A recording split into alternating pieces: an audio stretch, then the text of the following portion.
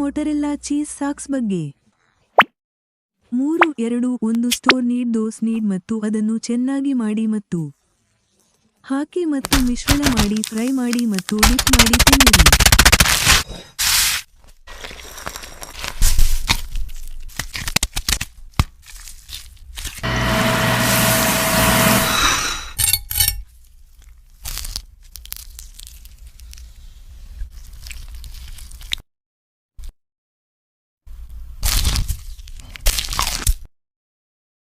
ಮೊದಲು ಟೊರಿಟೋಸ್ ನೀಡ್ ಮತ್ತು ಅದನ್ನು ಚೆನ್ನಾಗಿ ಮಾಡಿ ಮತ್ತು ಹಾಕಿ ಮತ್ತು ಮಿಶ್ರಣ ಮಾಡಿ ಫ್ರೈ ಮಾಡಿ ಮತ್ತು ಡಿಪ್ ಮಾಡಿ ತಿನ್ನಿರಿ.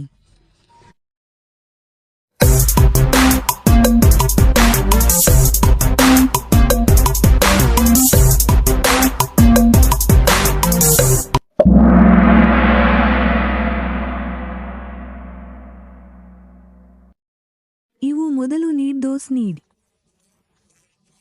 ಮತ್ತು ಅದನ್ನು ಚೆನ್ನಾಗಿ ಮಾಡಿ ಮತ್ತು ಹಾಕಿ ಮತ್ತು ಮಿಶ್ರಣ ಮಾಡಿ ಫ್ರೈ ಮಾಡಿ ಮತ್ತು ಡಿಪ್ ಮಾಡಿ ತಿನ್ನಿರಿ ಕುರಿತು ಪ್ರಶ್ನೆಗಳಾಗಿದ್ದವು.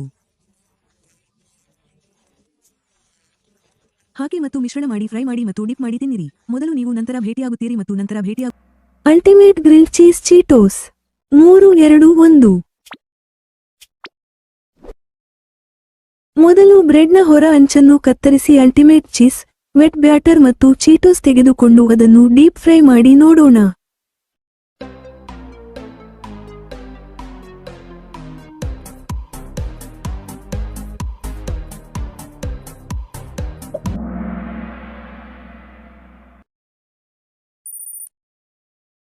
ಇದನ್ನು ತಿಂದು ಅತ್ಯುತ್ತಮ ಗ್ರಿಲ್ ಚೀಸ್ ಚೀಟೋಸ್ ಅನ್ನು ಆನಂದಿಸಿ.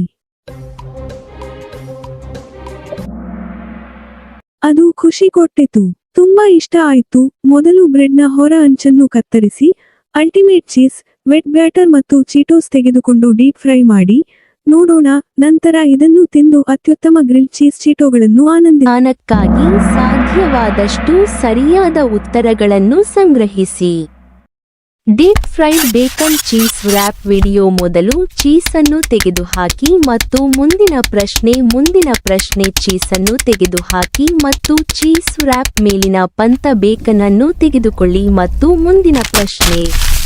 ಹೆಚ್ಚುವರಿ ಪದಾರ್ಥಗಳನ್ನು ಮಿಶ್ರಣ ಮಾಡಿ ಫ್ರೈ ಮಾಡಿ ಮತ್ತು ತಿನ್ನಿರಿ ಮತ್ತು ಆನಂದಿಸಿ.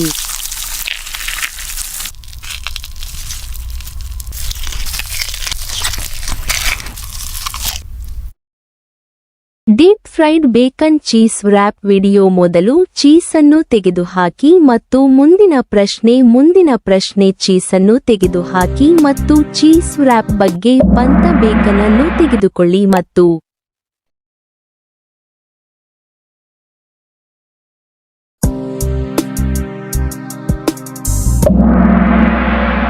ಫ್ರೈಡ್ ಬೇಕನ್ ಚೀಸ್ ವ್ರ್ಯಾಪ್ ವಿಡಿಯೋದ ಪ್ರಶ್ನೆಗಳೊಂದಿಗೆ ಕಹೋಟ್ ಆಡುವುದನ್ನು ಆನಂದಿಸುತ್ತಿದ್ದೆ. ಮೊದಲು ಚೀಸನ್ನು ತೆಗೆದುಹಾಕಿ ಮತ್ತು ಮುಂದಿನ ಪ್ರಶ್ನೆ ಚೀಸನ್ನು ತೆಗೆದುಹಾಕಿ ಮತ್ತು ಚೀಸ್ ವ್ರ್ಯಾಪ್ ಮೇಲೆ ಪಂತ ಬೇಕನ್ ಅನ್ನು ತೆಗೆದುಕೊಳ್ಳಿ ಮತ್ತು ಮುಂದಿನ ಪ್ರಶ್ನೆ. ಹೆಚ್ಚುವರಿ ಪದಾರ್ಥಗಳನ್ನು ಮಿಶ್ರಣ ಮಾಡಿ ಫ್ರೈ ಸೇರಿಸಿ ಮತ್ತು ತಿನ್ನಿರಿ ಮತ್ತು ಆನಂದಿಸಿ.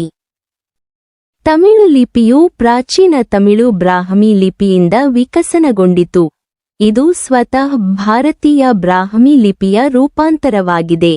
ಆರಂಭಿಕ ಉದಾಹರಣೆಗಳು ಸುಮಾರು 3ನೇ ಶತಮಾನ BCEಯಷ್ಟು ಹಿಂದಿನವು. 5 ರಿಂದ 8ನೇ ಶತಮಾನದ CEಯ ಹೊತ್ತಿಗೆ ಇದು ತಾಳೆ ಎಲೆಗಳಿಗೆ ಸೂಕ್ತವಾದ ಹೆಚ್ಚು ದುಂಡಗಿನ ರೂಪವಾಗಿ ಅಭಿವೃದ್ಧಿ ಹೊಂದಿತು. 8ನೇ ಶತಮಾನದ CEಯ ಹೊತ್ತಿಗೆ ಕರ್ಸಿವ್ ಲಿಪಿಯಾಗಿ ಪರಿವರ್ತನೆಯಾಯಿತು. ಮತ್ತಷ್ಟು ವಿಕಸನವು ಒಟ್ಟೆಲುಟ್ಟು ವೃತ್ತಾಕಾರದ ಲಿಪಿ ಮತ್ತು ನಂತರ ಆಧುನಿಕ ತಮಿಳು ಲಿಪಿಗೆ ಕಾರಣವಾಯಿತು. ಇದು ಗ್ರಂಥ ಲಿಪಿಯ ಅಕ್ಷರಗಳನ್ನು ಒಳಗೊಂಡಿತ್ತು. ಅಂತಿಮವಾಗಿ ಇಂದು ಬಳಸಲಾಗುವ ಪ್ರಮಾಣೀಕೃತ ರೂಪವಾಯಿತು. ಮತ್ತೆ ಸಿಗೋಣ.